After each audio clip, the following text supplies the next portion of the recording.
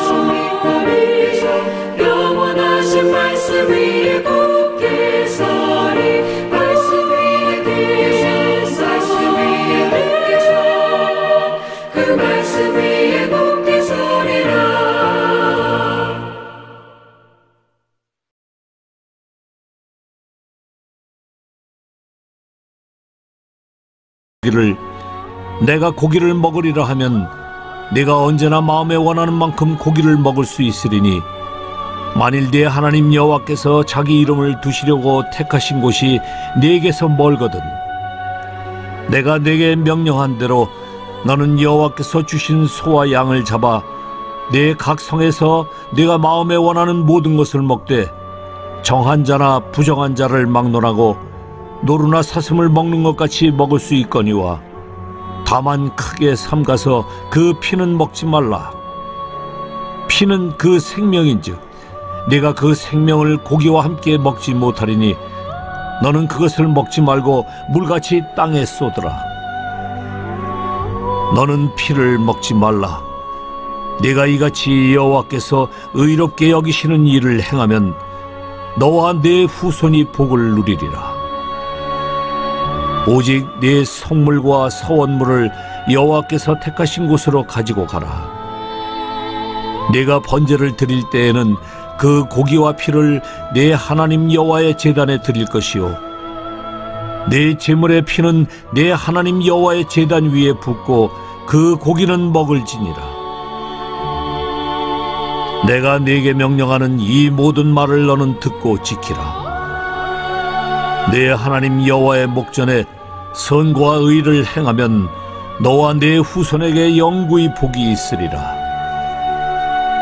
네 하나님 여호와께서 네가 들어가서 쫓아낼 그 민족들을 네 앞에서 멸절하시고 네가 그 땅을 차지하여 거기에 거주하게 하실 때에 너는 스스로 삼가 내 앞에서 멸망한 그들의 자취를 밟아 올무에 걸리지 말라. 또 그들의 신을 탐구하여 이르기를 이 민족들은 그 신들을 어떻게 섬겼는고 나도 그와 같이 하겠다 하지 말라. 내 하나님 여호와께는 네가 그와 같이 행하지 못할 것이라.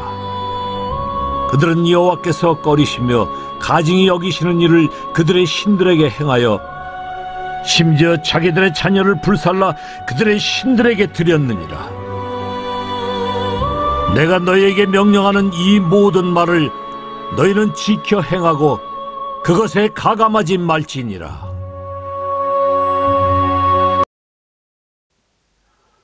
오늘 본문의 핵심 구절은 30절입니다.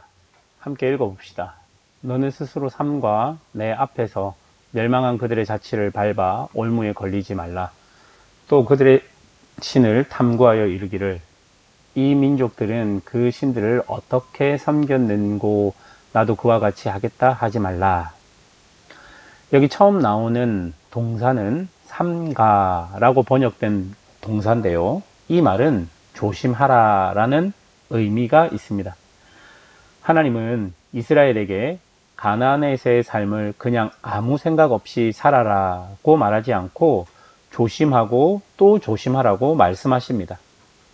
무엇을 조심해야 할까요? 30절을 계속 보면 내 앞에서 멸망한 그들의 자취, 특별히 종교적 간습을 따르다가 올무에 걸리지 않도록 조심하라 라고 말합니다. 왜냐하면 가나안의 삶은 철저하게 그 시대, 그 땅의 종교와 밀접한 연관이 있었기 때문입니다. 사람의 정신과 삶의 방식을 그 땅의 종교가 잡고 있었기 때문에 그 땅의 사람들의 방식을 따르는 것 자체가 그 종교적인 방식을 따르는 것이 되어버리고 마는 것이죠. 그러니 정신을 바짝 차리고 조심하지 않으면 나의 의도와는 상관없이 걸려 넘어지게 된다라는 그 의미입니다. 한국교회 역사 안에서도 이런 경우가 있습니다. 한국교회가 급성장하는 과정에서 교회는 기복이라는 방식을 교회 안에 가지고 왔습니다. 기복이라는 이 단어의 뜻은 내가 정성을 들여 빌면 그 신이 내 정성을 보고 내가 원하는 것을 들어준다는 것이죠. 그래서 교회는 종교적인 행위들을 나의 열심으로 만들어 그 행위 안에 복을 받기 위한 정성을 넣어서 그것이 마치 하나님을 향한 나의 마음인 듯 착각하며 그 행위들을 열심히 했던 것입니다. 그런데 이런 기복은 사실은 기독교 전통적인 정신이 아니라 우리나라 토속 신앙의 정신인 것이죠. 기독교는 복을 빌고 복을 받지만 그 복은 내가 원하는 것이 아니라 하나님이 원하시는 것이 나를 통해 이루어지는 것을 기독교는 복이라고 말합니다. 이처럼 가나안에 깊이 뿌리 박혀 있는 그들의 정신과 종교적 습관은 이스라엘이 정신을 바짝 차리지 않으면 언제든지 그들을 혼란스럽게 만들 수 있었다는 것입니다. 그럼 어떻게 해야 할까요? 어떻게 가나안에서 그들이 종교적 올무에 걸리지 않게 조심할 수 있을까요? 여러분 20절부터 보십시오. 20절부터를 보면 고기를 먹는 규정에 대해 말합니다. 여러분 광야에서는 모든 짐승을 회막 앞에서 잡았습니다. 그런데 가나안 땅에 들어가게 되면 사람들이 흩어져 살게 되니 하나님께서는 짐승을 각각 자기의 거주지에서 잡도록 허용하셨습니다. 그리고 고기는 먹되 피는 먹지 말라고 말씀하셨습니다. 여러분, 이 규정이 의미하는 것을 보십시오. 먼저 각자의 처소에서 고기를 잡을 수 있습니다. 정해진 곳이 아닌 내가 있는 곳에서 그렇게 할 수 있다는 말인 것이죠. 이것은 한편으로는 규정이 완화된 것처럼 보이지만 사실은 책임 있는 삶을 요구하시는 의미를 포함하고 있습니다. 나에게 권한이 주어졌다는 것은 그 권한에 따르는 책임이 생긴 것입니다.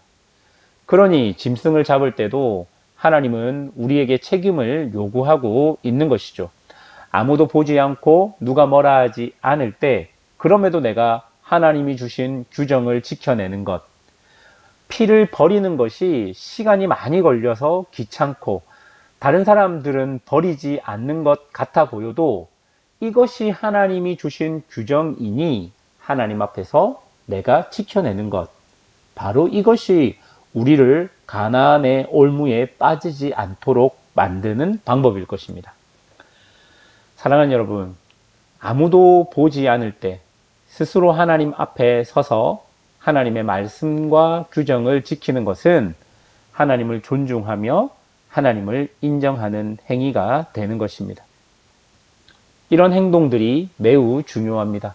왜냐하면 아무도 보지 않는 그 순간 지켜낸 규칙들이 우리의 위기의 순간 혹은 선택의 순간, 결정의 순간에 나의 마음과 태도를 지키기 때문일 것입니다.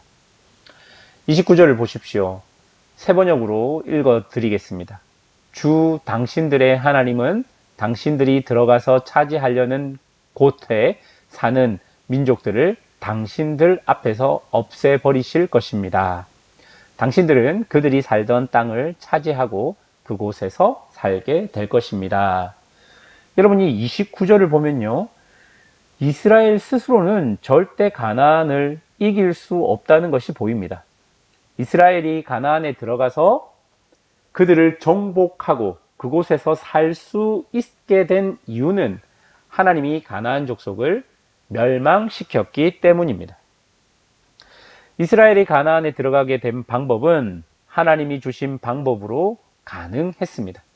그렇다면 이스라엘이 가나안에서 살 수 있는 방법도 하나님이 주신 방법, 즉 하나님이 주신 규정을 누가 보든 보지 않든 애써 지키며 자신의 사리사욕이나 게으름, 주변의 사람들의 모습 때문에 변경하지 말아야 하는 것이죠. 그래야 그 땅의 종교적 올무에 빠지지 않는 것입니다. 32절을 보십시오. 내가 너희에게 명령하는 이 모든 말을 너희는 지켜 행하고 그것에 가감하지 말지니라. 사랑하는 여러분, 말씀에 대한 작은 적용이지만 그 말씀에 근거한 작은 적용들이 내 삶에서 지켜내는 것. 여러분, 결국 나를 이 땅의 방식에 걸리지 않게 지켜내는 방법이 바로 이것입니다. 그러니 아무도 보지 않아도 스스로 조심하여 하나님 앞에 거하는 그것이 이 땅의 올무에 걸리지 않는 방식임을 기억해야 할 것입니다. 사랑하는 여러분, 우리는 하나님의 백성이지만 우리가 살고 있는 이 땅은 많은 세상의 것들이 가득한 땅일 것입니다. 우리는 하나님의 말씀을 근거하여 하나님께서 우리에게 주신 마음을 가지고 살고 싶지만 이 땅을 살아가는 사람들의 모습을 보면 그것이 어리석게 보이고 그것이 옳지 않게 보일 때가 분명히 있을 것입니다. 그러나 하나님은 우리에게 오늘 말씀을 통해 이야기하십니다. 작은 적용이라도 말씀을 지키며 하는 그런 적용들이 결국은 나를 이 땅에서 성도되게 만드는 것이고 내가 이 땅의 올무에 걸리지 않도록 나를 지키는 방법이라고 말씀하고 있는 것입니다. 사랑하는 여러분, 이 땅에서 우리가 승리하며 사는 방법이 바로 하나님의 말씀을 지키는 방법임을 기억하십시오. 하나님의 말씀을 지키는 것이 결국은 내가 말씀을 지키지만 말씀이 나를 지키는 그런 경험을 우리에게 가져다 주게 될 것입니다. 오늘도 이런 은혜가 우리 사랑하는 성도들에게 있기를 주님의 이름으로 축원합니다. 기도하겠습니다.